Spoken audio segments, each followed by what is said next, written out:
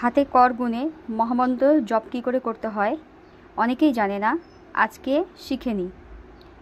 হরে কৃষ্ণ কৃষ্ণ কৃষ্ণ হরে হরে, হরে রাম রাম রাম হরে হরে, হরে কৃষ্ণ কৃষ্ণ কৃষ্ণ হরে হরে, হরে রাম রাম রাম হরে হরে, হরে কৃষ্ণ কৃষ্ণ কৃষ্ণ হরে হরে, হরে রাম রাম রাম হরে হরে। এইভাবে প্রত্যেকটা সংখ্যা যেখানে যেখানে আছে সেখানে সেখানে পুরো নামটা আমরা জপ করব এবং আমাদের জপ এইভাবে 10 বার আমাদের জপ কমপ্লিট হবে। 1 2 3 4 5 6 7 8 9 10, এই 10 বার আমরা এইভাবে নাম জপ করতে পারবো। এইভাবে আমরা হরে কৃষ্ণ মহামন্ত্রটি হাতে করে জপ করতে পারবো।